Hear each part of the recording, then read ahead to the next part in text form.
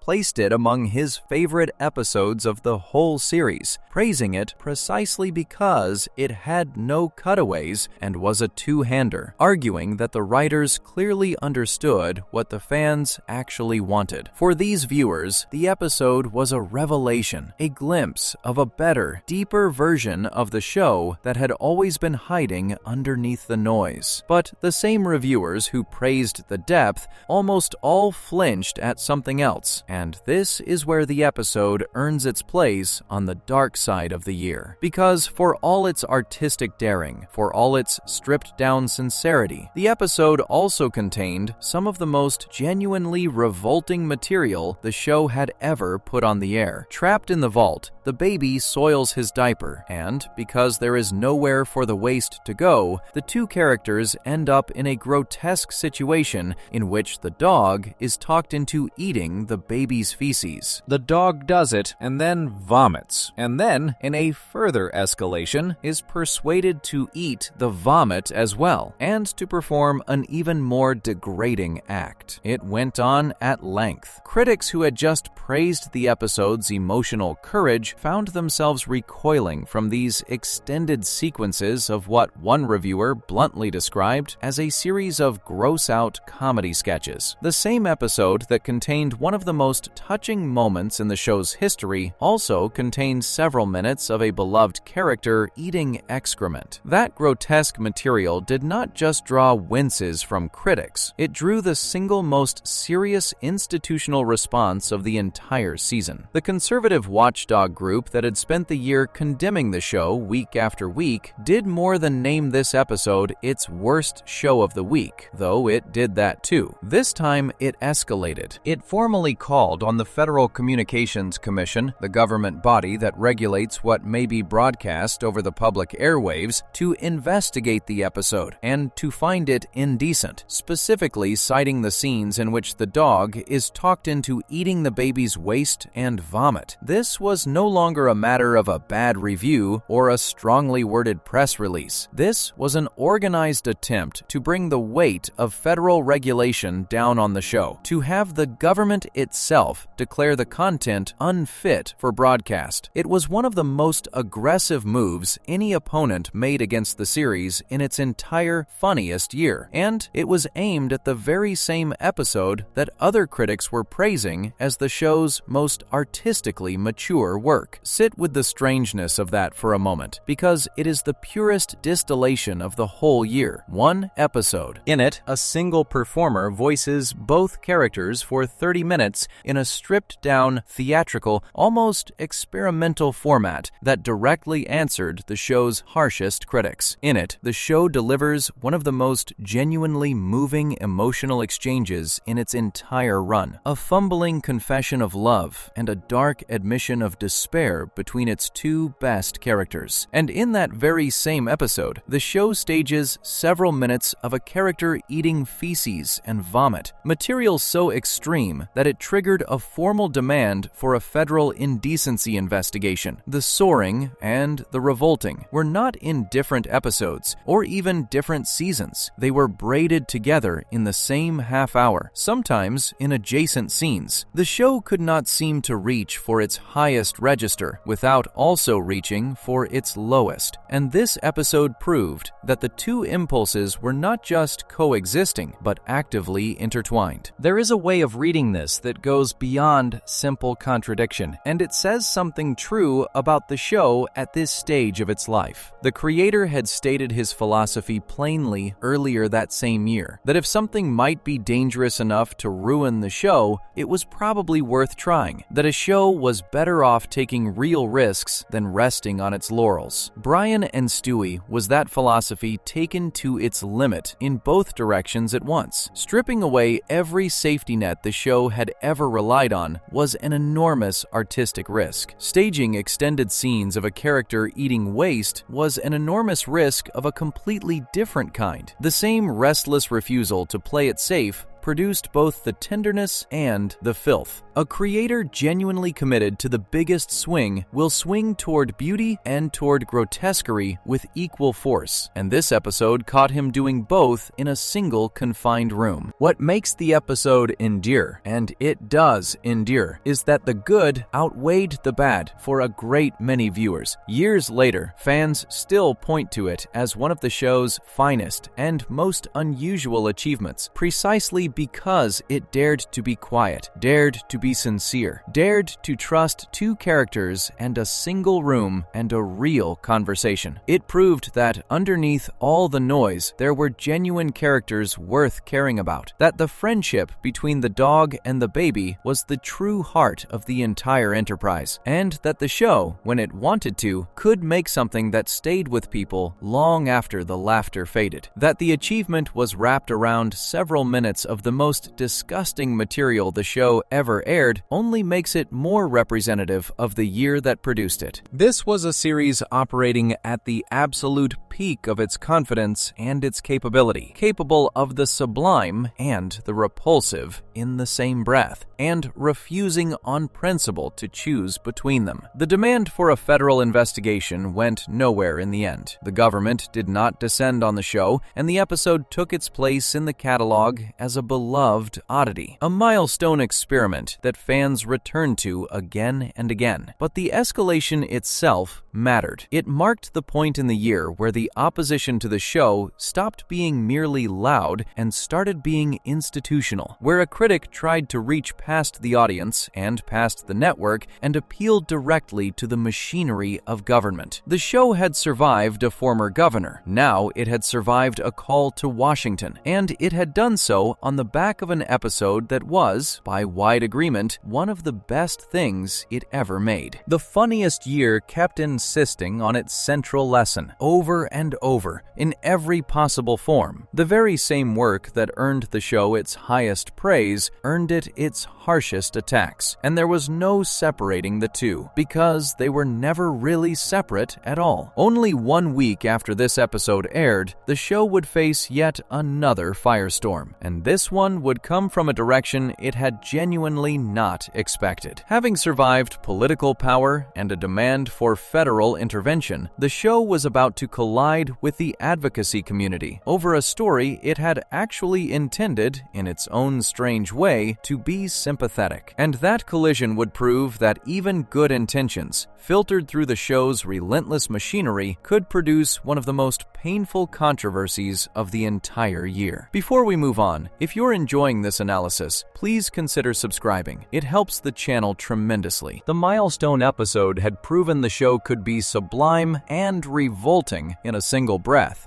daring enough to draw both critical acclaim and a call to Washington. But only 1 week later came a story the writers believed was sympathetic, built around one of Quagmire's oldest secrets, and it would ignite a firestorm that no amount of good intention could contain. Section 7. The episode that meant well and went wrong. Good intentions are not a defense, but they are a fact, and any honest account of what happened next has to begin with them. The show's creator genuinely believed he was making something sympathetic. He said so at the time, and he has said so repeatedly in the years since, defending the episode long after it would have been easier to disown it. He set out to tell a story about acceptance, about a son learning to love a parent who had changed, about the idea that a person is still the same person underneath. That was the intention. What actually reached the screen, filtered through the relentless machinery of a show built on shock and revulsion, became one of the most painful and widely condemned episodes of the entire year, and a lasting stain on the series that the creator would spend more than a decade being asked about. The distance between what the show meant and what the show did is the whole subject of this section. The episode aired on the 9th of May in 2010, just 1 week after the acclaimed Milestone Bottle episode. It was called Quagmire's Dad, and it was written by a staff writer named Tom Devaney. Its subject was the father of Glenn Quagmire, the show's relentlessly promiscuous neighbor character. Quagmire's father, a decorated military veteran and a hero of the Vietnam War, returns to town and over the course of the episode reveals a long-hidden truth. The father is transgender, has decided to undergo gender-affirming surgery, and begins living as a woman named Ida. The heart of the story, as the creator conceived it, was Quagmire's struggle to accept this change in his father and his eventual arrival at a place of grudging peace, an acknowledgement that this was still the same parent he had always loved and respected, still the same war hero, just living life in a new way. On its face, that is a story with a genuinely humane message at its center, an argument for acceptance and for seeing the person beneath the change. The problem was, everything the show wrapped around that message, the creator's stated intention, could not survive contact with the show's instincts, and the episode was riddled with moments that landed not as sympathy, but as revulsion. A subplot ran alongside the main story in which the family dog, Brian, away at a seminar, meets a beautiful, poised, intelligent woman, is charmed by her, and sleeps with her, only to discover afterward that the woman is Ida, Quagmire's transgender father. His reaction was the moment that came to define the entire episode in the minds of its critics. Upon learning the truth, the dog does not simply react with surprise or awkwardness. He vomits, violently and at extraordinary length, for a full 30 unbroken seconds, half a minute of a character retching in disgust at having been intimate with a transgender woman. It was staged for maximum grotesque effect, and it read, to a great many viewers, as a pure expression of horror at transgender people themselves. There were other moments that stung just as badly. In one scene, food that Ida had lovingly prepared and brought to a dinner party at the family home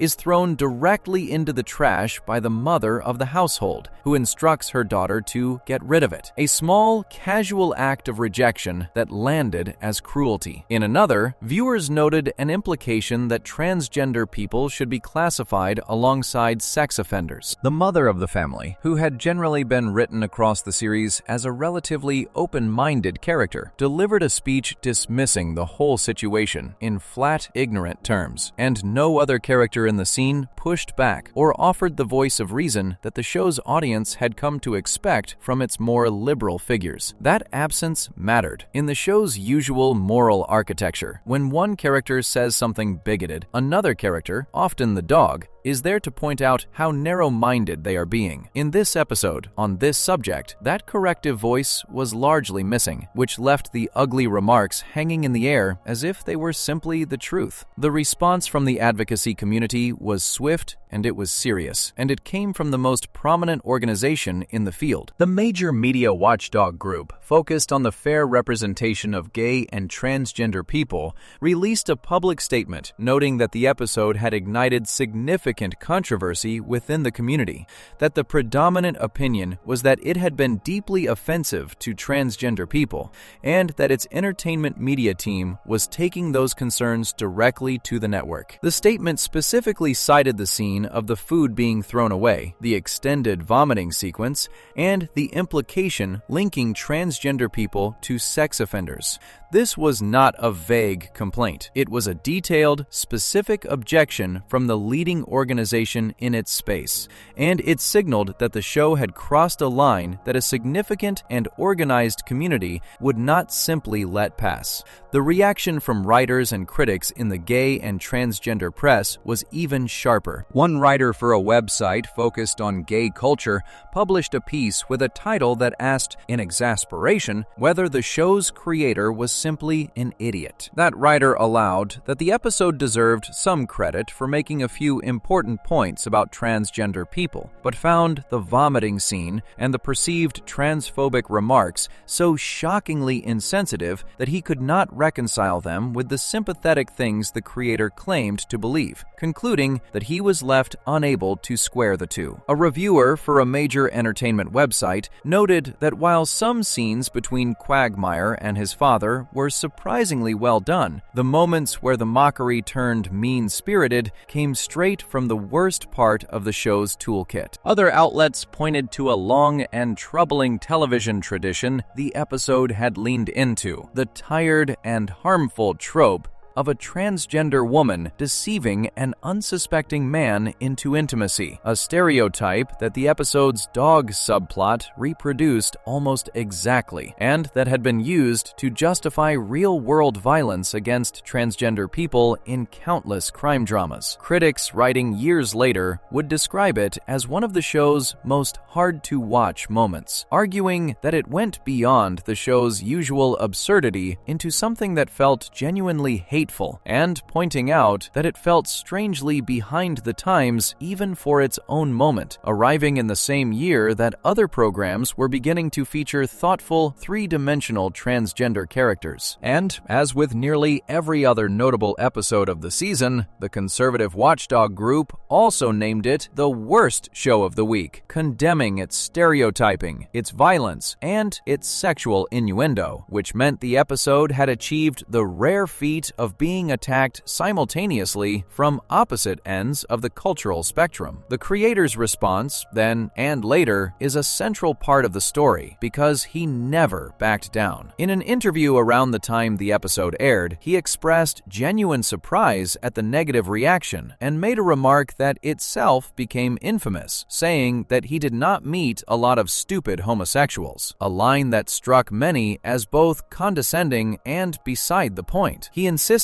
that Ida was meant to be a very sympathetic portrayal of a transgender person. Years later, in interviews spread across more than a decade, he continued to defend the episode. He argued that the whole point of the story was that Quagmire had trouble with his father's change, but ultimately had to acknowledge that this was the same person, still a war hero, still someone to be respected. He compared the episode to that classic 70s sitcom the show so often looked to, the one that had put a loud bigot at its center precisely in order to hold prejudice up for examination. And he argued that the fumbling, ignorant reactions of his characters were meant to expose ignorance rather than endorse it. He said that when he looked back, there was no big change he would make, only small, individual moments and jokes. He pointed to the extended vomiting scene as the one thing critics had fixated on, and tried to explain it as a crude joke about physical revulsion rather than a statement about transgender identity, offering the recollection that, as a teenager, he had assumed gay men must be as put off by female anatomy as he was by male anatomy, and that the dog's reaction came from that same simplistic place. He argued that if people looked at the larger context of the episode, they would see that everyone was, as he put it, on the same side. Whether one accepts that defense or not, and many people did not, it illuminates the fundamental problem with the whole episode, and with the show at this stage of its life more broadly. The creator was probably telling the truth about his intentions. He very likely did believe he was making a sympathetic story about acceptance. But the show he had built was a machine designed above all to shock, to disgust, to push every scene toward its most extreme possible expression. And when you run a sincere message about accepting a transgender parent through a machine like that, the machine wins. The 30-second vomiting scene was not there to serve the message of acceptance. It was there because the show's instincts demanded a big, gross, shocking physical gag, and the show's instincts always got their way. The sympathetic core of the story was real, but it was buried under so much reflexive revulsion that most viewers never found it and could hardly be blamed for not looking. The intention lived in the creator's head, the execution lived on the screen, and only the execution reached the audience. This is the same paradox that had defined the entire year, but here it took on a more troubling shade than it had anywhere else. In earlier episodes, the tension had been between artistic ambition and grotesque content, or between critical acclaim and watchdog fury. Here, the tension was between a genuinely decent intention and a genuinely harmful result, and that is a harder thing to laugh off. The Palin controversy had ended with the show more or less vindicated, defended by the very person it was accused of harming. This one did not resolve that way. The community it had offended did not step forward to say the show had gotten it right. The organization representing that community took its concerns to the network, and the episode's reputation did not improve with time the way the milestone bottle episodes did. It curdled. As cultural understanding of transgender people deepened over the following decade, the episode came to look worse and worse, until it was widely regarded as one of the low points of the entire series, an example held up precisely to show how badly the show's approach could fail when it turned its machinery on a vulnerable group. There is a longer arc buried in this story that is worth noting because it shows the show did eventually absorb some of the lesson, even if slowly and imperfectly. The character of Ida did appear again in later years, and critics noted that those later appearances did not fare much better, leaning on the same lazy jokes. But the creator also acknowledged, years afterward, that the show had begun to move away from certain kinds of humor, that jokes it once made routinely about gay people had come to feel unacceptable and were being phased out. The show that made Quagmire's dad in 2010 was, in some meaningful ways, not the same show a decade later, and part of what changed it was the accumulated weight of controversies exactly like this one. The fury the episode provoked was, in the long run, part of the pressure that reshaped the show's sense of what it could and could not do. That is cold comfort to the people the episode hurt at the time, but it is part of the honest record. For the purposes of this year, though, what matters is the collision itself. The show had spent its funniest, most acclaimed season swinging enormous in every direction, and here it swung at a genuinely sensitive subject with genuinely sympathetic intentions and missed so badly that it produced one of the ugliest results of its life. It was not a case of the show being deliberately cruel for the sake of cruelty, at least not according to the man who made it. It was a case of a show whose fundamental instincts had grown so committed to shock that they overwhelmed even its own better nature. The message of acceptance was real. It simply never had a chance against 30 seconds of vomiting. And in that failure lay a warning the show would not fully heed for years: that a machine built to disgust cannot easily be turned to tenderness on demand, no matter how sincerely the person operating it wishes it could. The season was nearly over now. The show had survived a former governor, a demand for federal intervention, and a firestorm from the advocacy community, all in the space of a few months, all while being celebrated as one of the best comedies on television. But it had one more shock left to deliver, and this one would be the loudest of all, because it involved not an episode that offended people, but an episode that never reached them at all. The final installment of the season had already been made, already been paid for, already been finished, and its own network had already decided that no one in America would ever be allowed to see it. Before we move on, if you're enjoying this analysis, please consider subscribing. It helps the channel tremendously. The transgender episode had shown that even the show's better intentions could be crushed by its own instinct for shock, leaving a wound that would not heal with time. But the season's loudest scandal was not about anything that aired. It was about an episode already finished, already paid for, that the network had quietly decided the country would never be allowed to see. Section 8. The episode America was never allowed to see. There is a particular kind of silence that is louder than any noise a show can make, and Family Guy produced it in the year 2010. Not a scandal over something that aired, not a firestorm over a line that offended, but a void where an episode was supposed to be. The show had made a complete half hour of television, written it, animated it, recorded it, finished it entirely, and then its own network had looked at it and decided that no one watching Fox in the United States would ever be permitted to see it. It was the loudest scandal of the whole loud year precisely because it was about absence. And the strangest thing about it was that the episode itself, by the accounts of the people who eventually did see it, was not even the most offensive thing the show made that season. It was simply about the one subject that no amount of the show's usual armor could protect. The episode was called Partial Terms of Endearment, and it was intended to be the 21st and final installment of the 8th season. It was written by a longtime staff member named Danny Smith and directed by Joseph Lee. The premise for a show famous for chaos was unusually grounded and even careful. The mother of the family, Lois, is approached at a college reunion by an old friend who cannot have children of her own and who asks Lois to serve as a surrogate mother to carry the friend's baby to term. After some resistance from her husband, Lois agrees, undergoes the medical procedure, and becomes pregnant. But then the story takes a dark turn. The biological parents, the friend and her husband, are killed in a car accident while Lois is still carrying their child. And so Lois and Peter are left facing an agonizing decision. They can carry the pregnancy to term and raise or give up a child that is not biologically theirs, orphaned before it was even born, or they can end the pregnancy. The episode, in other words, was about abortion head-on as its central subject, which is something almost no primetime program of that era was willing to do. What is remarkable, and what got lost in the controversy, is how seriously the show approached the material. This was not a case of the show grabbing a hot-button issue purely for shock value. The creator asked one of his writers to read a specific essay before beginning the script, a thoughtful piece by the famous scientist Carl Sagan and his wife, that wrestled honestly with the question of whether a person could hold both sympathy for the unborn and support for a woman's right to choose. The essay was an attempt to find nuance in one of the most polarized debates in American life, and the show used it as a foundation. The finished episode reflected that seriousness. The husband, Peter, gets whipped up into an anti-abortion frenzy after being shown a graphic film by activists, and argues passionately for carrying the pregnancy to term. Lois genuinely struggles with the decision, agonizing over it rather than treating it lightly. And in the end, after real deliberation, she chooses to have the abortion. The episode picked a side, which was itself unusual, and it did so after showing the weight of the choice. The critical response from those who eventually saw it was largely positive, and some of the praise came from surprising places. Critics who were not generally admirers of the show acknowledged that it had done something brave. A writer for one prominent publication marveled that this particular show, which she did not consider especially funny or sophisticated, had turned out to be one of the few programs on television willing even to address the subject of abortion directly, and pointed out how